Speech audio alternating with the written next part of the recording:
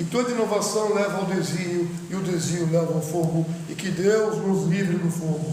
Amém. Vamos falar nesse dia especial, que é a sexta-feira, que é o melhor dia da semana, considerado o Senhor dos dias, sobre Noé, chamado Noé. Noé, o mensageiro e profeta de Deus, talvez seja o primeiro profeta depois de Adão.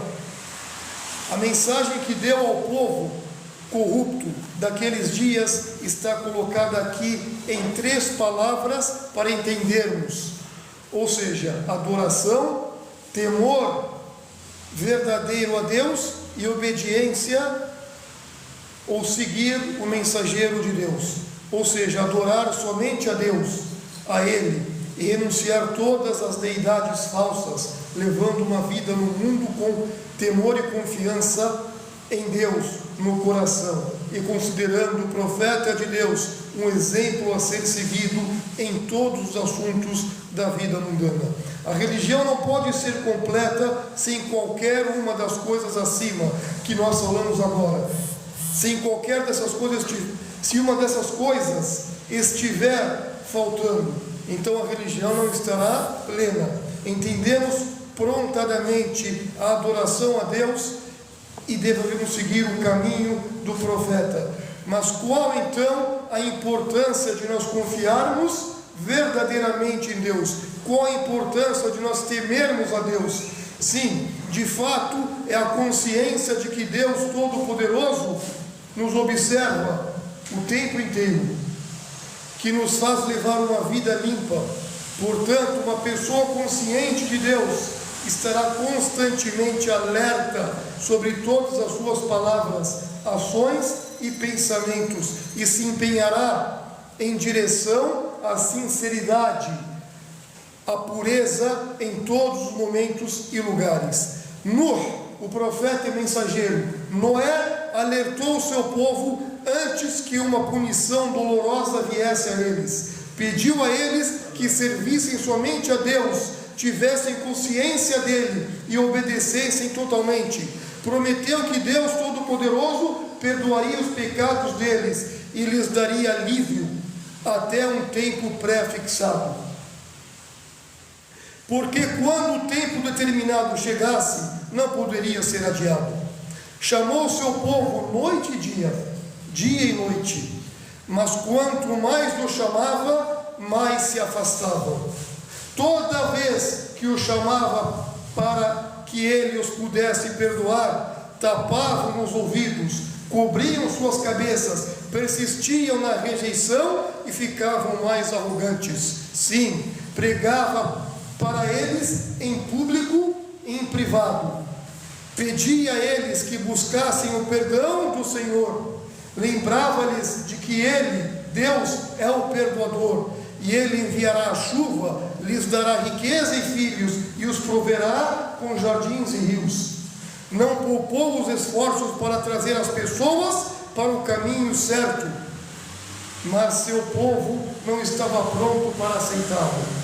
Pode-se pensar que tal mensagem verdadeira e completa será instantaneamente apreciada e aceita, mas os humanos geralmente não gostam de qualquer aviso que dificulte suas atitudes. Sim, não gostam de qualquer aviso que dificulta suas atitudes egoístas e negligentes em relação à vida. Os humanos detestam. É relatado no versículo, no Alcorão Sagrado, na Surata Noé, no versículo 15 ao 25, Noé lembra o seu povo das provas para a unicidade plena de Deus e a atitude deles em relação a isso. O povo de Noé aceitava Deus, mas a consciência da majestade de Deus não tinha se enraizado como deveria ser dentro do coração.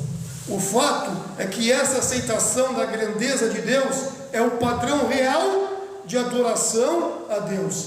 Aquele cujo coração não está imerso na grandeza de Deus não é um verdadeiro fiel ou crente. Deus pergunta se já nos questionamos como Deus criou os 7 céus, um acima do outro. Colocou a lua como a luz para iluminá-los, o sol como uma lâmpada, como nos retornará para a terra, e então nos trará de volta novamente, e como espalhou a terra para nós andarmos em seus caminhos espaçosos e amplos. Noé então se queixou a Deus Todo-Poderoso que o povo o desobedeceu e seguiu aqueles cujas riquezas e filhos só aumentavam suas ruínas. O povo negou os apelos de Noé, porque pensava que, comparadas com as palavras de Noé, as declarações daqueles que tinham alcançado um status mais elevado, de ponto de vista mundano, valiam mais a pena serem consideradas. Os grandes rejeitaram o chamado para a verdade, o chamado de Noé, e os mais fracos a rejeitaram, porque os grandes também fizeram isso. Os oponentes de Noé elaboraram muitos esquemas contra Noé. Um deles foi espalhar um boato sobre Noé de que ele era contra os grandes do passado. Fizeram um grande plano para não renunciarem a seus deuses. Em particular, como está no Alcorão Sagrado, chamavam de Wad, Su'a, Yahud, An-Nasr. Esses eram os nomes dos ídolos que eles adoravam naquela época. Todos tinham sido homens de grande piedade, sem dúvida alguma, na antiguidade, que gradualmente foram santificados e por fim as pessoas começaram a adorá-los. Foi fácil julgar as pessoas contra Noé em nome desses homens virtuosos. Por fim, Noé orou a Deus o único para que trouxesse a destruição para os malfeitores. No versículo 26 ao 28, na sura do Noé também, Noé invoca a Deus contra os infiéis. Noé orou a Deus para que não deixasse nenhum dos infiéis sobre a terra, já que eles desviariam seus servos e gerariam somente pecadores e infiéis. Noé também orou por perdão para si mesmo, seus pais e quem quer que entrasse em sua casa como um fiel verdadeiro. A oração de Noé se estendia a todos os fiéis, pedindo perdão para eles também. Pela oração de Noé, parece que em sua própria época o mal tinha alcançado o seu limite final. Crenças e pensamentos desviados tinham se tornado tão predominantes na sociedade que qualquer criança educada nessa sociedade teria se desviado. Quando esse estágio foi alcançado, o povo de Noé foi destinado a enfrentar nada menos que a destruição pelo dilúvio de Noé.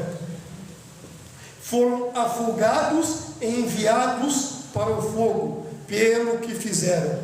Não encontraram ninguém para lhes ajudar contra Deus. Algumas pessoas afirmaram que o Islã crê que o grande dilúvio de Noé, Nuh alayhi salam, tenha sido global por natureza, como a ideia de uma inundação global contradiz muitos modelos científicos atuais de geologia, arqueologia e história. Alguns afirmaram que é preciso escolher entre a evidência científica e o islamismo.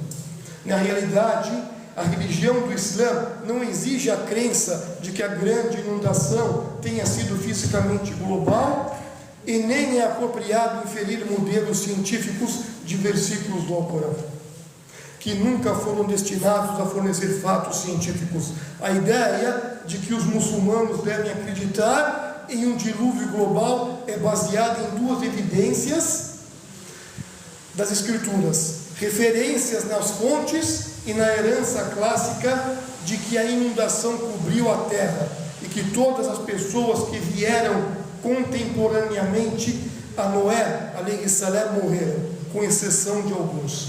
Por isso que Deus falou no Alcorão Sagrado: فَفَتَحْنَا أَبْوَابَ السَّمَاءِ بِمَاءٍ مِّنْهُ وَفَجَّرْنَا الْأَرْضَ عُيُوبًا فَالْتَقَى الْمَاءُ عَلَى أَمْرٍ قَدْ قُدِرَ. Deus diz então abrimos as portas do céu com água torrencial, que fizemos descer e fizemos brotar fontes da terra, e ambas as águas se encontraram na medida predestinada. A palavra árabe, al-ard, geralmente traduzida como a terra, não era entendida como globo. Na época em que o Alcorão foi revelado, significava a terra no sentido da terra ou solo, referências à literatura clássica de que a inundação cobriu a terra. Não significa necessariamente que a inundação cobriu o globo, já que a palavra árabe poderia significar terra em sentido regional. A frase "as águas se encontraram" significa que a água da chuva e a água terrestre se combinaram para causar o grande dilúvio, mas que o modo ou medidas eles fizeram não podem ser conhecidos com certeza. A segunda evidência, então, devemos falar, usada para apoiar a ideia de uma inundação global, é o fato de que todas as pessoas da época morreram no dilúvio, exceto os descendentes de Noé, alayhi salam. Deus falou: وَجَعَلْنَا ذُرِّيَّتَهُ هُمْ الْبَاقِينَ. Deus falou e fizeram sobreviver a sua prole. O Ibn Abbas, o grande companheiro do profeta radiyallahu anhu, comentou sobre este versículo: e fizeram sobreviver a sua prole, dizendo: ninguém permaneceu exceto os descendentes de Noé. E o grande sábio Qatada falou: assim todas as pessoas são descendentes de Noé.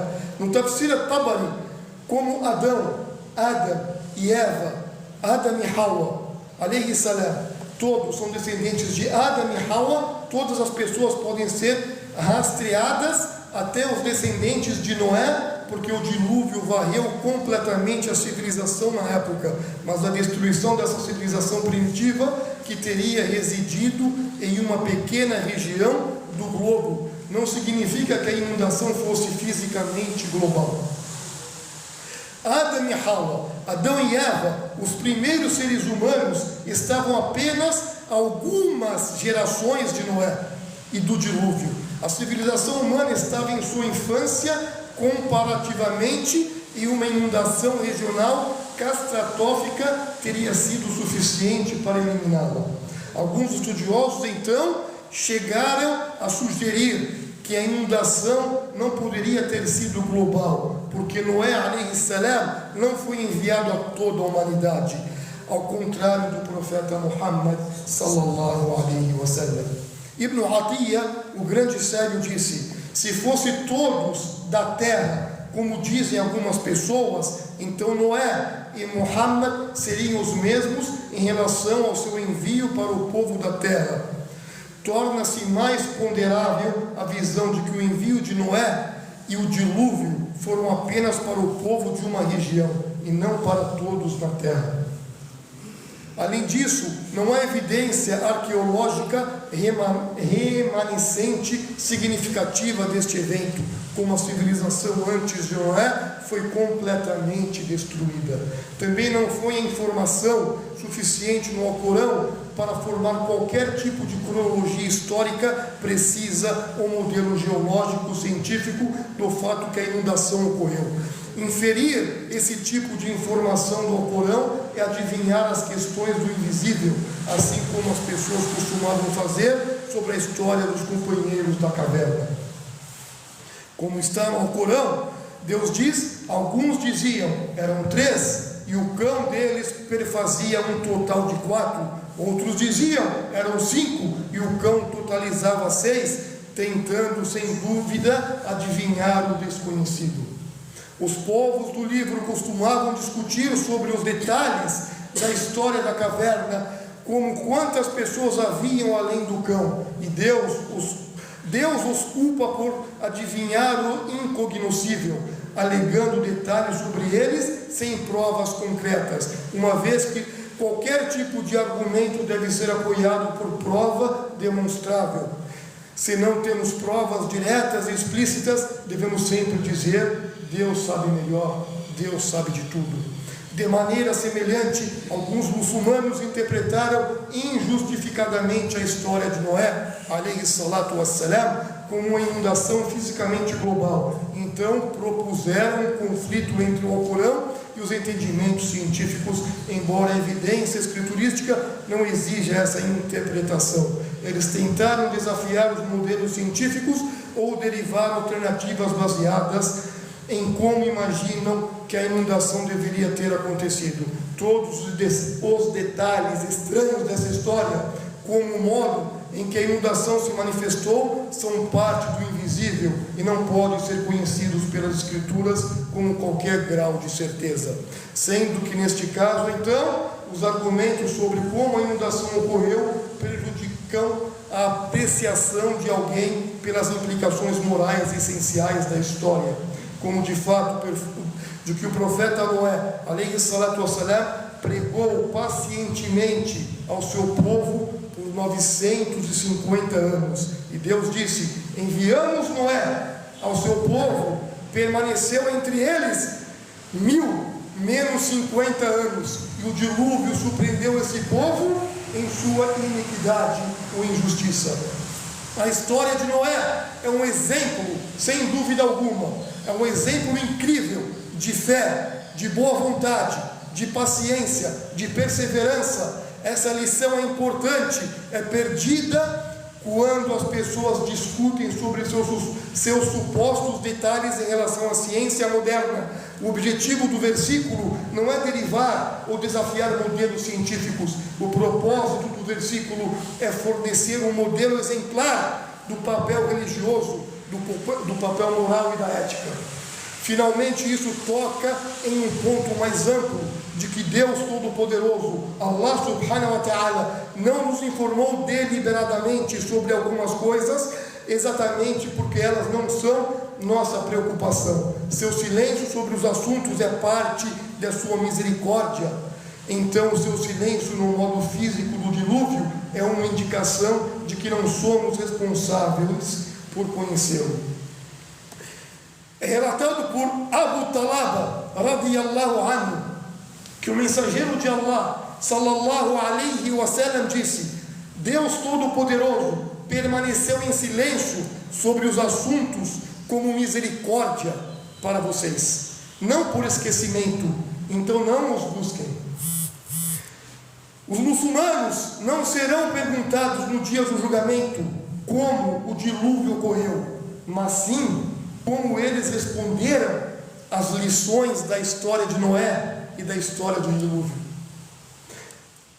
Em suma, a disputa pela grande inundação de Noé é um exemplo da necessidade da proficiência em disciplinas religiosas, métodos científicos e a relação correta entre eles. A religião é baseada na evidência da revelação e a ciência é baseada em evidências naturais demonstráveis, ambas as quais podem ser interpretadas de maneiras diferentes. A religião e a ciência, praticadas de maneira adequada, revelam aspectos da mesma verdade, unificada. Portanto, qualquer conflito entre elas é apenas aparente e não real. Pelo contrário, tais conflitos são apenas devido à potencial fraqueza na compreensão de qualquer religião ou ciência.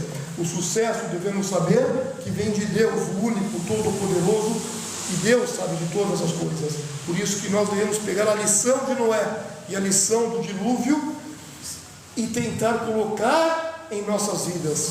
Quando você está próximo de Deus, Deus dá o sucesso para você.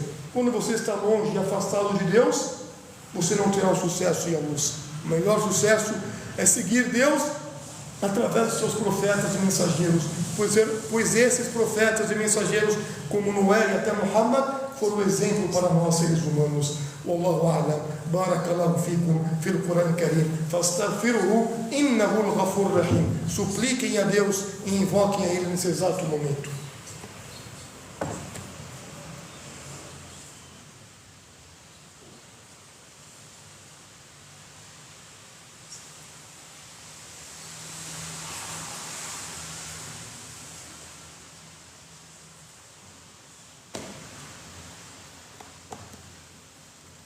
Bismillahirrahmanirrahim. Alhamdulillahi Rabbil Alamin. Wassalatu wassalamu ala Rasulil Karim. Sallallahu alayhi wa ala alihi wa ashabi ajma'in. Em nome de Deus, o único, o Todo-Poderoso, o Misericordiador, o Misericordioso, e que a paz e as bênçãos de Deus sejam com seus profetas e mensageiros, com Muhammad e seus familiares e companheiros, e com os fiéis até o último dia. Amém. Queridos irmãos, devemos entender que as histórias dos profetas e mensageiros servem para nós colocarmos conhecimento e fé em nossos corações, para nós colocarmos o exemplo da prática da obediência em nossas vidas.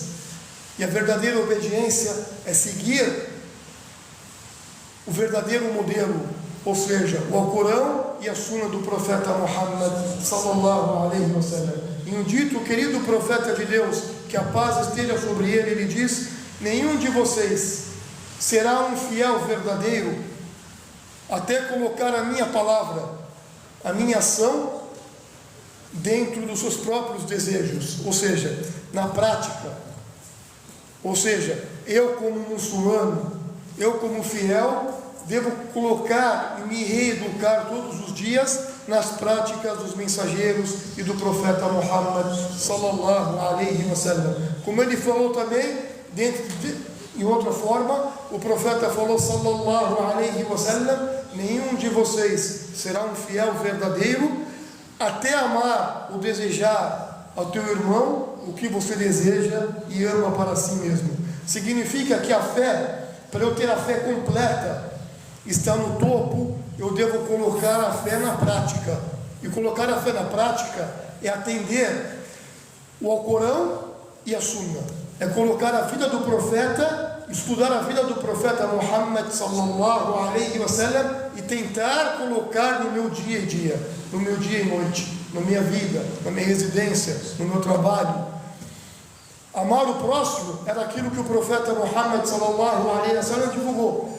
Ou seja, amar o próximo, desejar para o próximo o que você deseja para si, o que você deseja, o mesmo conforto, a mesma tranquilidade que você deseja para você, aquela paz que você deseja reinar na tua propriedade. Você deve trabalhar para o próximo também alcançar a paz e o conforto que você deseja ou quer alcançar.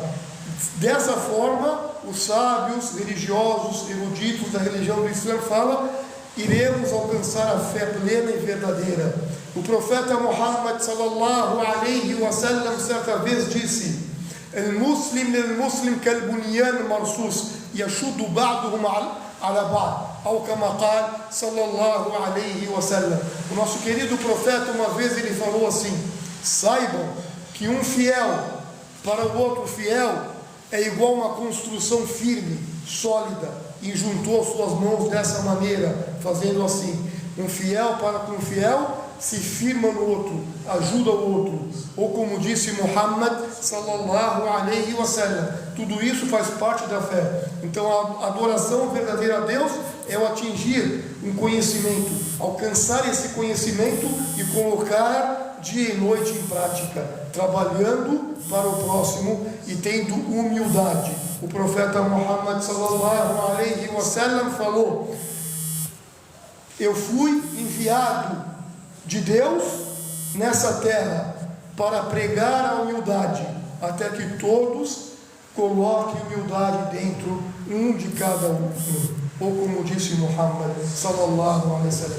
Ou seja, o profeta veio, os mensageiros chegaram para nos ensinar a ter humildade na vida terrena. Ou seja, uma vez um homem estava com o profeta Muhammad e olhou para ele e falou: ó profeta de Deus, eu quero ser humilde, e se eu estiver usando belas roupas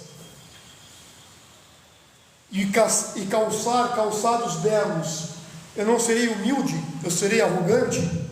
O profeta olhou para ele e falou: Deus é belo e ama a beleza.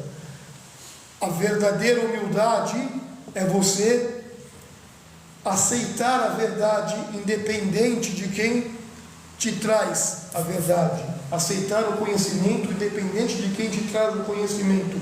E arrogância é você menosprezar as pessoas, é olhar as pessoas com um olhar de menosprezo. Ou seja, andar bonito, andar com roupa bela e calçar sapatos bons, isso não faz parte da arrogância. A arrogância é você não aceitar a verdade. Então, para você ser humilde, você deve aceitar a verdade, independente de quem trazer para você a verdade, e olhar para as pessoas como iguais, ou como disse Muhammad sallallahu alaihi wa sallam: Inna Allah wa malaikatahu yusalluna ala nabi ya ayyuhalladhina amanu sallu alayhi wa sallimu taslima. Allahumma salli ala Muhammad wa ala ali Muhammad كما صليت على إبراهيم وعلى آل إبراهيم إنك حميد مجيد وبارك على محمد وعلى آل محمد كما باركت على إبراهيم وعلى آل إبراهيم إنك حميد مجيد. اللهم أعز الإسلام والمسلمين. اللهم ارحم المؤمنين والمؤمنات، المسلمين والمسلمات، الأحياء منهم والأموات. اللهم إنا نسألك علما نافعا ورزقا واسعا وشفاء من كل داء. اللهم إنا نسألك علما نافعا ورزقا طيبا وعملا متقبلا. اللهم أعتق رقابنا ورقاب آبائنا وأمهاتنا من النار. اللهم زدنا علما وتوفيقا وإيمانا. اللهم طهر قلوبنا من النفاق ومن الرياء ومن الشرك يا رب العالمين. اللهم اجعلنا ووالدينا، اللهم اجعل روضة، اللهم اجعل قبورنا وقبور أبائنا روضة من رياض الجنة يا رب العالمين. أنت على كل شيء قدير. Ó Deus, ó Senhor dos mundos, ó Allah, tenha piedade, tenha misericórdia de todos nós, homens e mulheres, vivos e mortos. Ó Senhor dos mundos, perdoa os nossos erros e os nossos pecados, ilumina os nossos corações, purifica as nossas almas, livre-nos da arrogância, da hipocrisia, da inveja, da maldade, da incredulidade. Ó Senhor dos mundos, dê para nós conhecimento benéfico, dê para nós conhecimento benéfico, dê para nós saúde boa, dê para nós proveito bom, lícito, livre-nos do ilícito. Ó Senhor dos mundos, tenha piedade de nós e faça os nossos túmulos, os túmulos dos nossos pais, serem jardins dos jardins do paraíso. Proteja nós, proteja nossos familiares, nossos lares, nossos filhos, nossas mães, nossas esposas. Tenha misericórdia dos nossos pais. Ó Senhor dos mundos, preserve nossos irmãos e irmãs que estão sofrendo em todos os lugares do mundo. Dê um sucesso para os nossos irmãos na Palestina e na faixa de Gaza. Livre nossos irmãos na Palestina, livre eles da opressão, livre eles da injustiça. Ó Senhor dos mundos, dê um sucesso para todos os nossos irmãos e irmãs. Ó Senhor dos mundos, preserve nossos irmãos que estão no Rio Grande do Sul. Dê um sucesso para eles. Ó Senhor dos mundos, faça de nós pessoas verdadeiras e iluminadas. Aceite nossas súplicas, aceite nossas rezas, aceite nossas adorações. والله أعلم وصلى الله عليه وسلم والحمد لله رب العالمين وأقم الصلاة.